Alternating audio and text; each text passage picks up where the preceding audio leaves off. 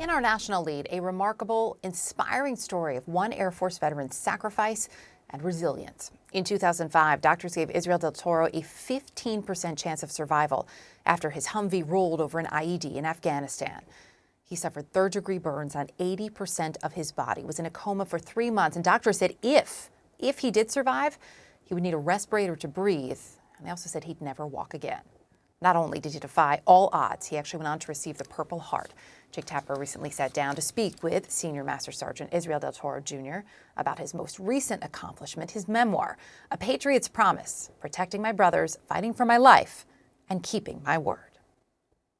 And here it is. I have a copy right here. Thank you so much. It's a great read. So when your Humvee ran over the IED in Afghanistan, you write that your life flashed before your eyes, but you also say, quote, "They weren't memories recalled, they were moments yet to come." Explain what you saw. Yeah, so I saw 3 distinct images. I remember it's, me and my wife finally getting married by the church after, we tried so many times, but every time we tried, it got canceled. Us honeymooning in Greece, because that's where my wife has always gone, which I still owe her that. Okay, that's still yet to come, I guess. Right. But lastly was me teaching my boy how to play baseball. I was a ball player, and that was always my dream, to teach my son how to play ball, and those are the things that popped in my head. At the heart of your memoir is a promise you made to your dying father when you were 12 to take care of your family, and keeping that promise required a lot of sacrifice, such as getting a full scholarship to college. How else did that promise change you? That promise guided me on a path to where anytime I felt like I can't do this, I would recall what that promise I made about that, and it'll get me back on path.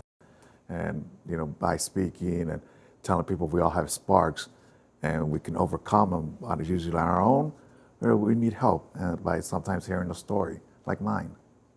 So in the book, you write about military families, which is a topic we cover a lot on the show. You say they, quote, "see us at our very worst.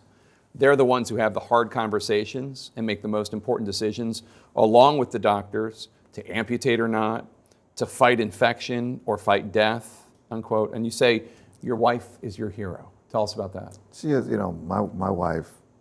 Here's this 100-pound, from Mexico, doesn't speak a word of English, and with a 3-year-old son, and her having to come here to States, take my son to daycare, be by my side every day, and then at night go pick up my son from daycare, and then put him to sleep, and for her to release when he's fine asleep, to go in the bathroom and cry, because the pressure, that all that pressure was on her, but man, she was like a 200-pound warrior. There are a lot of moving sections, but one in particular, you recall seeing your reflection by accident in a hospital mirror, and it scared you.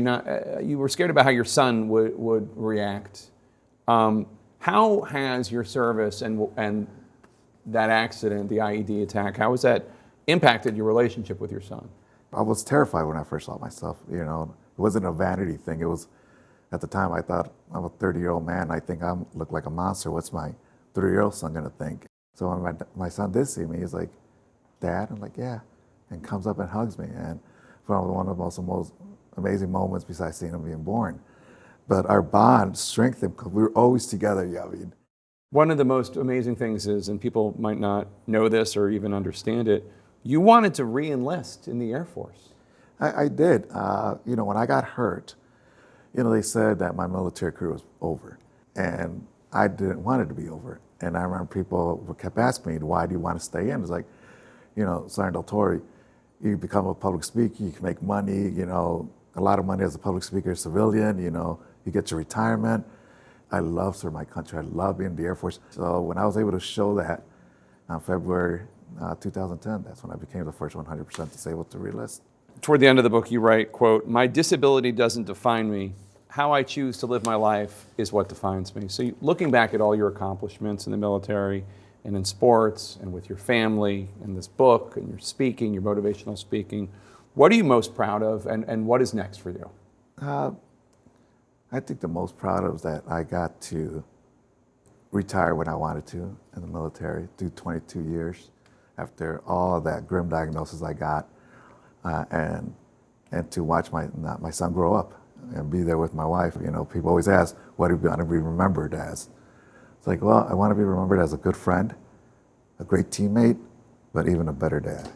It is a remarkable book. Retired Master Sergeant Israel Del Toro. Izzy, thank you so much for being here. We Same. love having you on. Thanks, brother.